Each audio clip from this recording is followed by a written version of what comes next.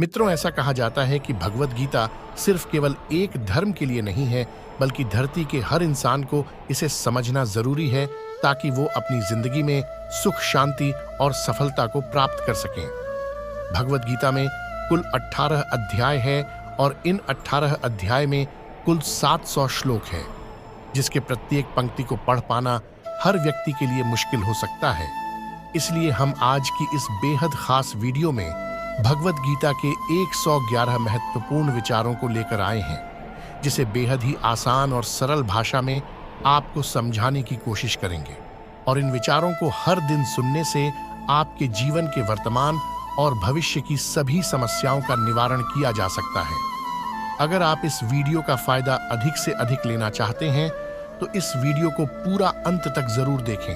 तो चलिए इन सबसे शक्तिशाली 111 विचारों को जानते हैं और अपने जीवन में अनुकरण करने की कोशिश करते हैं। जो हुआ वह अच्छा हुआ, जो हो रहा है वह अच्छा हो रहा है, जो होगा वो भी अच्छा ही होगा।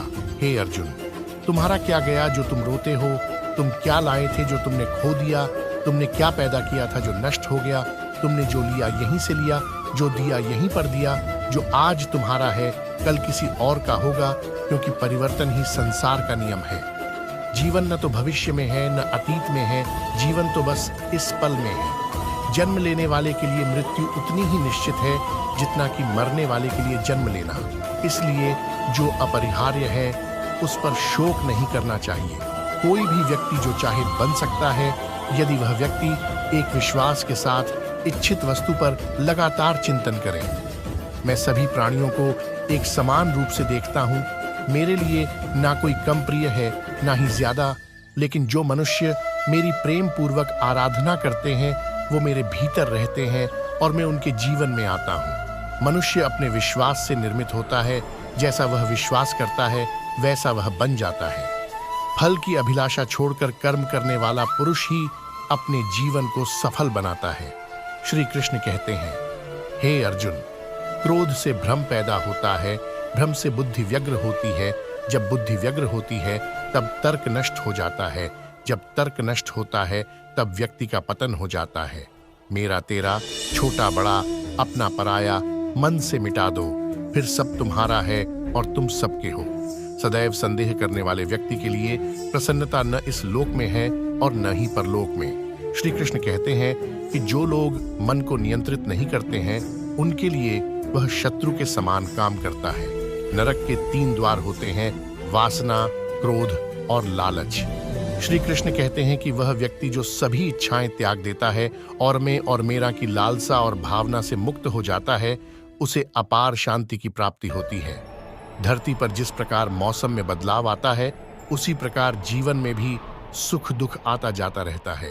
इतिहास कहता है कि कल सुख था, विज्ञान कहता है कि कल सुख होगा, लेकिन धर्म कहता है अगर मन सच्चा और दिल अच्छा हो तो हर रोज सुख होगा। श्री कृष्ण कहते हैं कि जो होने वाला है वो होकर ही रहता है और जो नहीं होने वाला वह कभी नहीं होता। ऐसा निश्चय जिनकी बुद्धि में होता है उन्हें चिंता कभी नहीं सताती है। समय से पहले और भाग्य से अधिक कभी किसी को कुछ नहीं मिलता है। श्री कृष्ण कहते हैं कि जो व्यवहार आपको दूसरों से पसंद ना हो, ऐसा व्यवहार आप दूसरों के साथ भी ना करें। श्री कृष्ण कहते हैं कि जब जब इस धरती पर पाप, अहंकार और अधर्म बढ़ेगा तो उसका विनाश कर पुण्य धर्म की स्थापना करने हेतु मैं अवश्य अवतार लेता रहूंगा। हे अर्जुन, मैं भूतकाल, वर्तमान और भविष्य काल के सभी जीवों को जानता हूँ, लेकिन वास्तविकता में कोई मुझे नहीं जानता है। श्री कृष्ण कहते हैं कि केवल व्यक्ति का मन ही किसी का मित्र और शत्रु होता है। वह व्यक्ति जो अपनी मृत्यु के समय मुझे याद करते हुए अपना शरीर त्यागता है वह मेरे धाम को प्राप्त होता है और इसमें कोई संशय नहीं है। अच्छे कर्म करने के बावजूद भी लोग केवल आपकी बुराइयां ही याद रखेंगे। इसलिए लोग क्या कहते हैं इस पर ध्यान मत दो, तुम अपना काम करते रहो। श्री कृष्ण कहते हैं कि मनुष्य को परिणाम की चिंता किए बिना लोभ, लालच और निस्वार्थ और निष्पक्ष होकर अपने कर्तव्यों का पालन करना चाहिए।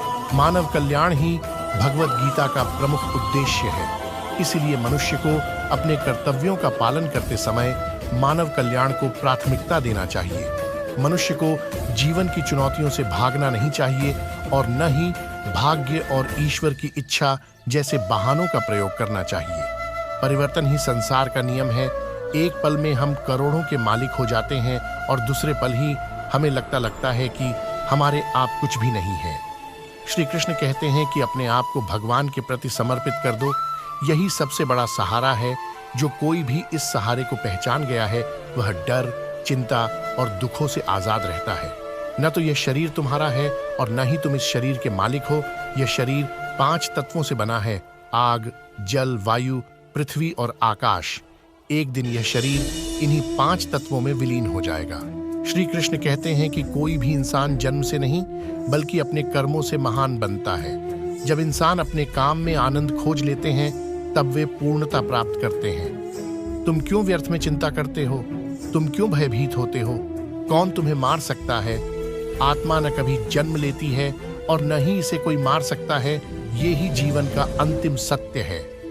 श्री कृष्ण कहते हैं कि हे अर्जुन, मैं धरती का मधुर सुगंध हूं, मैं अग्नि की ऊष्मा हूं, सभी जीवित प्राणियों का जीवन और सन्यासी का आत्म संयम भी मैं ही हूं। मन की गतिविधियों, होश, श्वास और भावनाओं के माध्यम से भगवान की शक्ति सदा तुम्हारे साथ है। हे अर्जुन, प्रबुद्ध व्यक्ति के लिए गंदगी का ढेर, पत्थर और सोना सभी समान है। श्री कृष्ण कहते हैं कि हे अर्जुन, बुद्धिमान व्यक्ति को समाज कल्याण के लिए बिना आसक्ति के काम करना चाहिए। बुरे कर्म करने वाले सबसे नीच व्यक्ति जो राक्षसी प्रवृत्तियों से जुड़े हुए हैं और जिनकी बुद्धि माया ने हर ली है, वो मेरी पूजा या मुझे पाने का प्रयास नहीं करते। श्री कृष्ण कहते हैं कि जो कोई भी जिस किसी भी देवता की पूजा विश्वास के साथ करने की इच्छा रखता है, मैं उसका विश्वास उसी देवता में दृढ़ कर देता हूँ। मेरे भी कई जन्म हो चुके हैं, तुम्हारे भी कई जन्म हो चुके हैं। ना तो यह मेरा आखिरी जन्म है और ना यह तुम्हारा आखिरी जन्म है। श्री कृष्ण कहते हैं कि हे अर्जुन, अगर तुम अपना कल्याण चाहते हो तो सभी उपदेशों, सभी धर्मों को छोड़कर मेरी शरण में आ जाओ। मैं तुम्हें मुक्ति प्रदान करूंगा। मोहग्रस्त होकर अपने कर्तव्य पथ से हट जाना मूर्खता है, क्योंकि इससे ना तो तुम्हें स्वर्ग की प्राप्ति होगी और ना ही तुम्हारी कीर्ति बढ़ेगी। धर्म युद्ध में कोई भी व्यक्ति निष्पक्ष नहीं रह सकता है। धर्म युद्ध में जो व्यक्ति धर्म के साथ नहीं खड़ा है, इसका मतलब है वह अधर्म का साथ दे रहा है, वह अधर्म के साथ खड़ा है। श्री कृष्ण कहते हैं कि मुझे जानने का केवल एक ही तरीका है, मेरी भक्ति।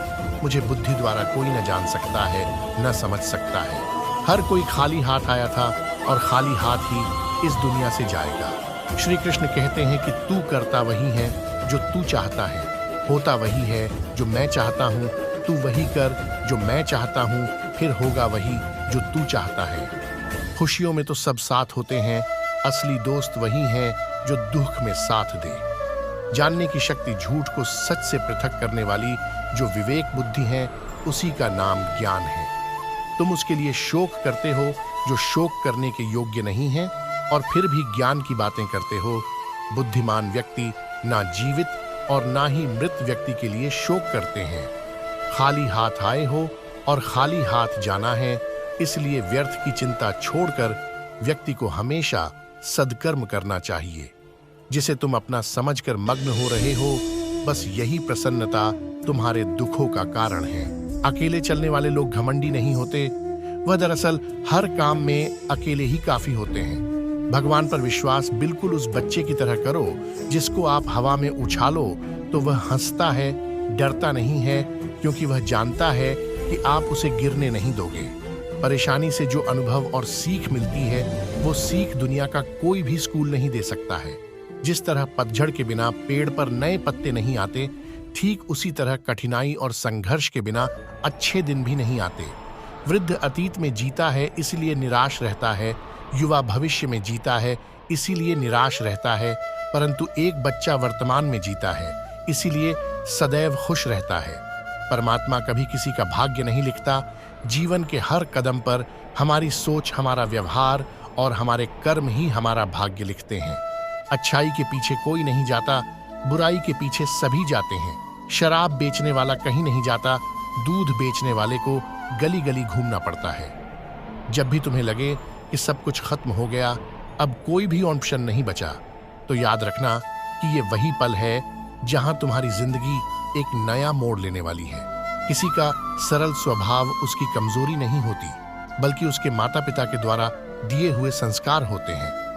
अपने जीवन की तुलना किसी के साथ नहीं करनी चाहिए। सूर्य और चंद्रमा के बीच कोई तुलना नहीं है। जब जिसका वक्त आता है वह चमकता है। ऊंचाई पर वह पहुंचते हैं जो प्रतिशोध के बजाय परिवर्तन की सोच रखते हैं। जिंदगी छोटी नहीं होती है। लोग जीना ही देरी से शुरू करते हैं। जब तक रास्ते समझ में आते हैं तब तक लौटने का वक्त हो जाता है। बस यही जिंदगी है। गलत आरोपों को लेकर चिंतित ना रहे, बल्कि उनका सामना करें। याद रखिए, समय का ग्रहण तो चांद और सूर्य भी झेलते हैं।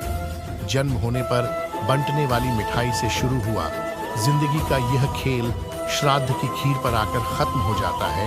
यही जीवन की मिठास है। और बड़े दुर्भाग्य की बात है कि आदमी इन दोनों मौकों पर यह दोनों चीजें खा नहीं पाता।